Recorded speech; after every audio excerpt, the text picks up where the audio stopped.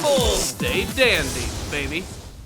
Greetings, fellow trainers of the world, and happy Pokemon Day. Yes, it's a very special day for Pokemon fans. It also happens to be the 25th anniversary of the entire friggin' franchise. And I, for one, am a huge Pokemon fan. If any of you guys have looked at my YouTube channel, you know that every once in a while I like to make some Pokemon videos. Sometimes I do a whole Pokemon-themed month. Lately, I've been very busy and haven't had the opportunity to do that, but I really wanted to recognize Pokemon Day this year because it is the 25th anniversary, and I have been there since day one, since the days of Red and Blue. Jesus Christ, I'm old. What is not old, however, is my love for the Pokemon franchise. I can't get enough of it. I've played every single mainline game in the series, the good ones, the bad ones. We all have our opinions on the games and the Pokemon themselves, and that's what today's video is all about. I wanted to make some sort of Pokemon video for the celebration of the 25th anniversary, and I've made a lot of top 10 Pokemon videos in the past,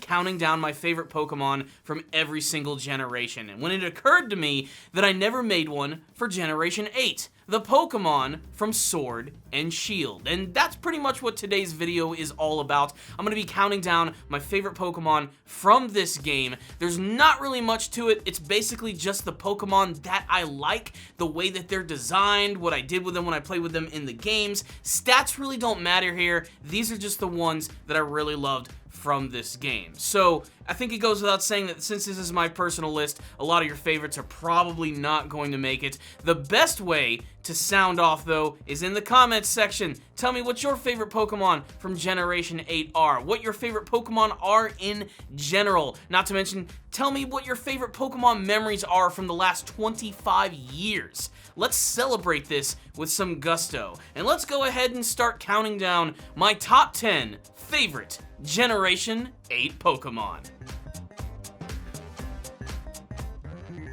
My Sandaconda don't want none unless you got buns, hun. When it comes to Sandaconda, I always think of Sir Mix-a-Lot. For that, I apologize. Sandaconda is a ground-type Pokemon that looks like a big fat snake boy that got stuck in some inner tubes. It's like a serpentine tornado of nonsense, and it makes me laugh every time I see it. According to the Dex, this sucker carries over 220 pounds of sand, which it keeps in its sand sack. It feels like a bag of sand. It's the type of Pokemon that could swallow John Voight whole and then just puke him up later just for the fun of it. That was for you, Mr. Cube. Is snakes out there this big? I find that every single time I do one of these top 10 lists, inevitably one of the starter Pokemon are going to make it. And I have to admit the Gen 8 starters really didn't blow me away, but one of them was definitely my favorite, and it's none other than Intelion. Intelion is a lanky-ass James Bond lizard. What I really love about him, aside from his incredibly elongated design, is the fact that basically every single time he uses a water-style technique, he shoots it from his finger. He basically does the whole spirit gun thing from Yu Yu Hakusho.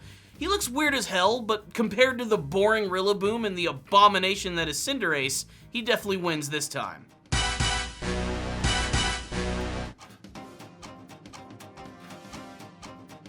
Coming in at number 8 is Toxicity, which just so happens to also be the name of my ex-girlfriend. Toxicity is an electric poison type that has multiple forms, a sick-ass Gigantamax transformation, and he plays guitar in the end credits of Sword and Shield. Enough said.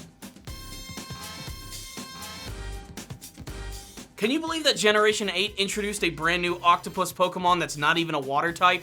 He's a straight-up fighting-type Pokemon, and that's incredible. I've always been waiting for that perfect octopus Pokemon. Octillery is basically just an Octorok from The Legend of Zelda, but Graplocked is an octopus that'll punch you out like Mike friggin' Tyson. I broke my back. Best hentai monster goes to this guy. This might be a controversial opinion, but I think one of the best additions to Sword and Shield was its DLC, and one of the best things about it was getting the Pokemon Kubfu, who would eventually evolve into Urshifu. Urshifu is a beastly bear of badassery. It has two distinct forms, each of which have their own distinct typing. It has a perfectly designed Gigantamax form, and its first form, Kubfu, makes the Sword and Shield DLC way more engaging than it has any right to be. Also, this may be controversial, but if there was ever a new Pokemon character that was tailor-made for Super Smash Bros. Ultimate, it's these Bear Brothers.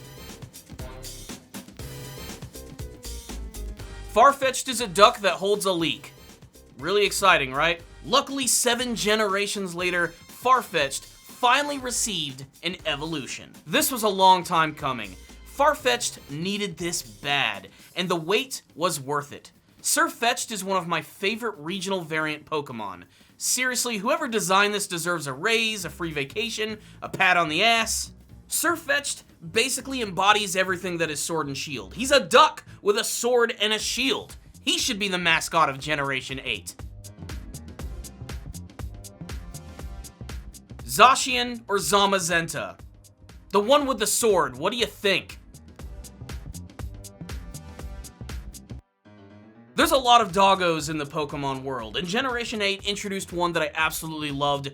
It's the electric type Bolton. I wasn't exactly a big fan of Yamper initially, but when I evolved a little electric loaf of bread, I got the very useful Bolton.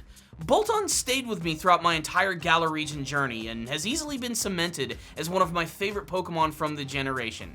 Who's a good boy? Who's a good boy? There's a tradition that every single Pokemon game introduces a flying type Pokemon very early into the adventure, and I certainly have some favorites, but none of them compare to the absolute steel badassery that is Corviknight. Before the game even came out, I was completely sold on the concept that is Corviknight.